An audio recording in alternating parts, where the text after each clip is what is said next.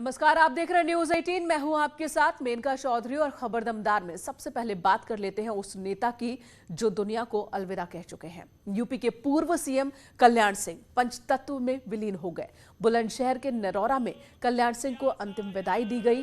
पूरा जन सैलाब यहां पर उमड़ा था उन्हें अंतिम विदाई देने के लिए। केंद्रीय गृह मंत्री अमित शाह ने से लेकर राजनाथ सिंह, उत्तराखंड के सीएम पुष्कर सिंह धामी, मध्य प्रदेश के मुख्यमंत्री शिवराज सिंह चौहान और योगी आदित्यनाथ सभी मौजूद रहे।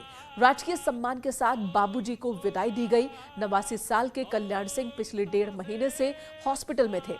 21 अगस्त को 9:15 पर उन्होंने आखिरी सांस ली।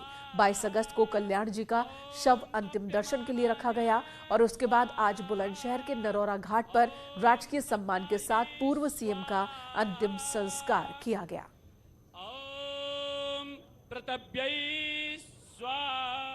मैं भारत माता के ऐसे महान सपूत को प्रदेशवासियों की ओर से विनम्र श्रद्धांजलि देता हूं। उनके आराध्य, हम सबके आराध्य मर्यादा पुरुषोत्तम भगवान श्री राम से ही प्रार्थना करता हूं कि उन्हें अपने श्री चरणों में स्थान दें। हम सबको इतनी सामर्थ्य दें कि जो उनके संकल्प थे उन संकल्पों को हम आगे लेकर के पूरी प्रभावी ढंग से क्रियान्वित कर सकें। और इससे पहले पूर्व सीएम कल्याण सिंह को सभी दिग्गज नेताओं ने नरौरा घाट पर श्रद्धांजलि दी। सीएम योगी आदित्यनाथ से लेकर राजनाथ सिंह, स्मृति ईरानी, पुष्कर सिंह धामी, केशव प्रसाद मौर्य, उमा भारती, स्वतंत्र देव सिंह, अजय भट्ट, सुरेश राणा समेत कई वरिष्ठ नेताओं ने बाबूजी को भावभीनी श्रद्धांजलि दी। कल्याण सिंह को अंतिम विदाई के दौरान अमित शाह ने कहा कि कल्याण सिंह जी का इस दुनिया से चले जाना बीजेपी के लिए बहुत बड़ी क्षति है। उनके जाने के साथ ही बीजेपी ने अपना एक दिग्गज और हमेशा संघर्षरत रहने वाला नेता खोया है। देश भर और विशेषकर उत्तर प्रदेश के दबे कुचलों और पिछड़ों ने अपना एक हित चिंतक गंवा दिया। साथ ही उन्होंने ये भी कहा कि कल्याण सिंह जी राम जन्मभूमि आंदोलन के बड़े नेता रहे और राम जन्मभूमि आंदोलन के लिए सत्ता त्यागने में भी उन्होंने जरा भी नहीं सोचा।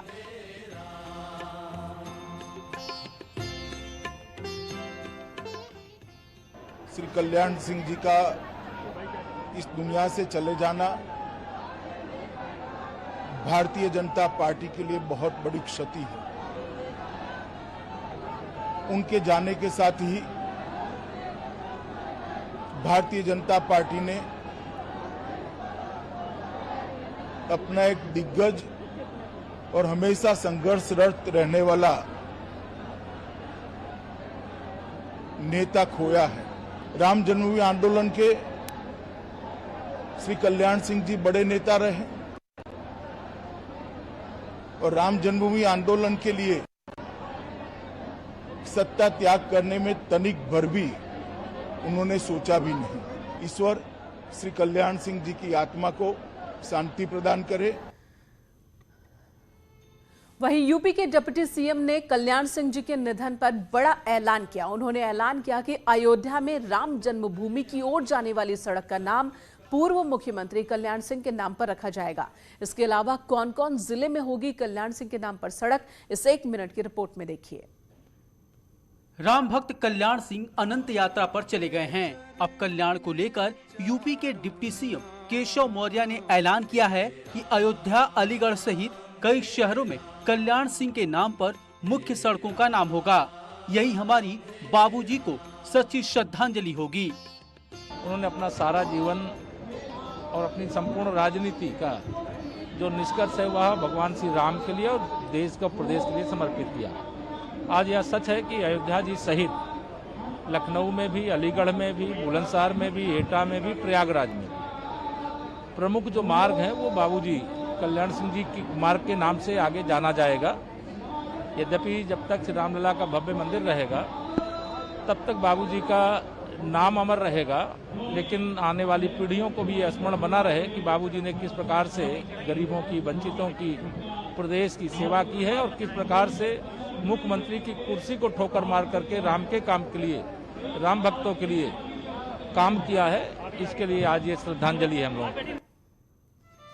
हालांकि सड़कों के नाम बदलने पर एआईएमआईएम प्रमुख असदुद्दीन ओवैसी ने सवाल उठाए हैं। गंगा के पानी के ऊपर लाशें तीर रही थी, नाम बदलने से क्या किसी को ऑक्सीजन मिल गया? गंगा के किनारे लाशों पर कुत्ते खा रहे थे, नाम बदलने से कुछ हो गया? जलाने के लिए लकड़ी नहीं थी कोविड सेकेंड वेव में, तो नाम बदलने से नौकरी मिल गई। 37 लाख यूपी के अनएम्प्लॉयमेंट पोर्टल पे बेरोजगार नौजवान के नाम है और इनको नाम बदलने की फिक्र है। अरे नाम से ज्यादा काम करिए ना, गवर्नेंस करिए। महिलाओं पे जुल्म होते रहता है। वहीं डिप्टी सीएम केशव प्रसाद मौर्य और बीजेपी सांसद सुब्रत पाठक ने विपक्ष पर बड़ा आरोप लगाया है। डिप्टी सीएम ने कहा कि विपक्ष ने कल्याण सिंह को श्रद्धांजलि न देकर उनका अपमान किया है। अंतिम यात्रा में ना ही कोई कांग्रेस से शामिल हुआ, ना ही कोई समाजवादी पार्टी से।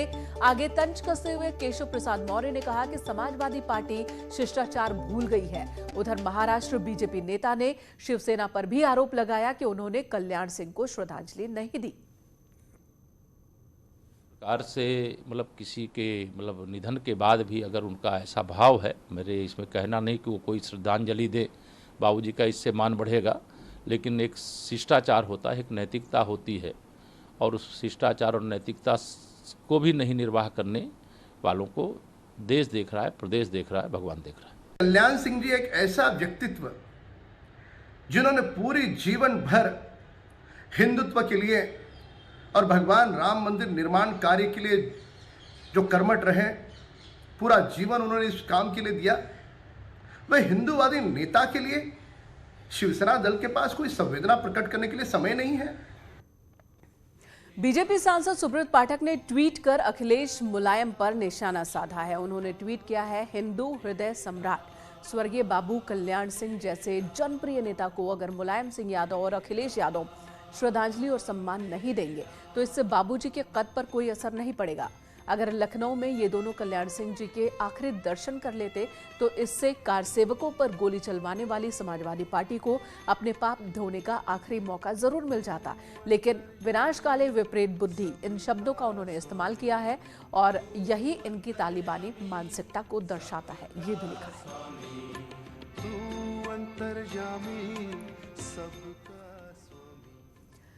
और अब बात किसान आंदोलन से जुड़ी एक बड़ी खबर। यूपी सरकार के हलफनामे पर सुप्रीम कोर्ट ने टिप्पणी की और कहा कि किसानों को विरोध करने का अधिकार है, लेकिन ट्रैफिक रोकना गलत है। सरकार को इसका हल निकालना होगा। अब इस मामले में अगली सुनवाई 20 सितंबर को होनी है। तो आपको बता दें कि यूपी सरकार ने हलफनामा दाखिल किया था और कहा था कि किसानों के आंदोलन की वजह से सड़क बाधित हो रही है, लोगों को परेशानी हो रही है। इस पर सुप्रीम कोर्ट में आज सुनवाई हुई और सुनवाई के दौरान सुप्रीम कोर्ट की टिप्पणी कि अधिकार है किसानों को कि वो आंदोलन करे, सरकार को हल निकालना होगा। किसानों के धरने को लेकर सुप्रीम कोर्ट आज सख्त दिखा। मामले की सुनवाई के दौरान सुप्रीम कोर्ट ने केंद्र और राज्य सरकार पर फिर सवाल उठाए। सुप्रीम कोर्ट ने केंद्र और राज्य सरकार से कहा कि दोनों सरकारें 2 हफ्ते में इसको लेकर एक समाधान निकालें। सुप्रीम कोर्ट ने मामले की सुनवाई के दौरान ये कहा कि किसानों को धरना प्रदर्शन करने का अधिकार है, लेकिन वो प्रदर्शन एक उचित स्थान पर हो और प्रदर्शन ऐसी जगह पर ना हो जहां पर ट्रैफिक या लोगों को दिक्कत हो। 20 सितंबर को इस मामले की दोबारा सुनवाई होगी। संभवतः ये उम्मीद लगाई जा सकती है कि 20 सितंबर को जब सुप्रीम कोर्ट इस पूरे मामले की सुनवाई करेगा तो सरकार इस पूरे धरना प्रदर्शन को खत्म करने के विषय में एक समाधान लेकर सुप्रीम कोर्ट पहुंचेगी। कैमरामैन जगदीश गौतम के साथ सुशील पांडे, न्यूज़ 18 दिल्ली। और वहीं किसानों की सहूलियत के लिए योगी सरकार ने बड़ा फैसला लिया है। फैसले के मुताबिक ऑनलाइन घोषणा पत्र भरने में कोई दिक्कत न होने पर पर्यवेक्षक किसानों तक पहुंचेंगे। दरअसल गन्ना विकास विभाग ने गन्ना किसानों को ERP वेबसाइट पर ऑनलाइन घोषणा पत्र भरने की सुविधा दी है, लेकिन इसे भरने में दिक्कत आ रही है और उन परेशानियों को दूर करने के लिए विभाग ने पर्यवेक्षकों की तैनाती की है। ये पर्यवेक्षक अपने अपने सर्कल में किसानों से मिलकर ऑनलाइन घोषणा पत्र भरने में उनकी मदद करेंगे। इसके अलावा पोर्टल पर घोषणा पत्र में कोई गलती होने पर उसमें संशोधन भी करने का विकल्प दिया गया है।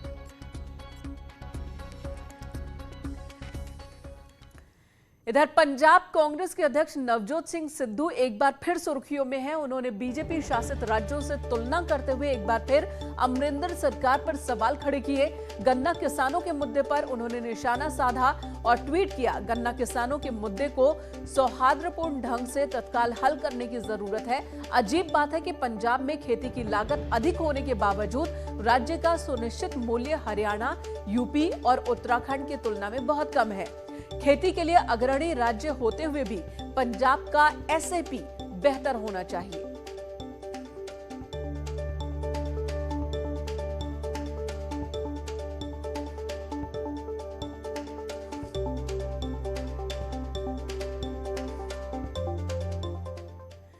इधर आम आदमी पार्टी ने यूपी सरकार पर करप्शन के आरोप लगाए हैं। एक बार फिर सांसद संजय सिंह ने सीएजी की रिपोर्ट के आधार पर प्रयागराज में आयोजित कुंभ मेले में बड़े पैमाने पर गड़बड़ी के आरोप लगाए।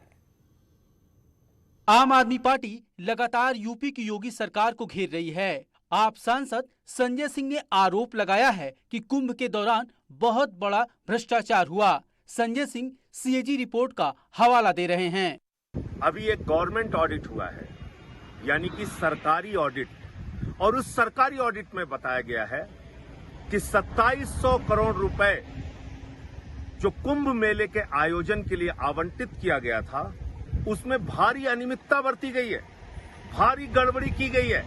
एक छोटा सा उदाहरण मैं देता हूं। उस ऑडिट में यह पकड़ा गया है कि 32 ट्रैक्टर खरीदे गए। 32 ट्रैक्टर कुंभ के मेले के आयोजन में खरीदे गए, जो ट्रैक्टर कार के नंबर पर हैं, मोपेड के नंबर पर हैं, स्कूटर के नंबर पर हैं। तो आप अंदाजा लगा सकते हैं कि कुंभ के मेले के नाम पे कितना बड़ा भ्रष्टाचार हुआ है। मैं आदित्यनाथ जी से कहना चाहता हूं, भारतीय जनता पार्टी से कहना चाहता हूं, कम से कम धर्म को तो बख्श दो। इधर बीजेपी काउंटर कर रही है। बीजेपी का कहना है कि आम आदमी पार्टी की ओर से गलत आरोप लगाए जाते हैं, गलत तथ्य रखे जाते हैं, आरोप साबित भी नहीं हो पाते और आम आदमी पार्टी फिर किसी दूसरे मुद्दे पर निशाना साधने बैठ जाती है। एक ब्रेक के लिए रुकते हैं, तुरंत लौटेंगे।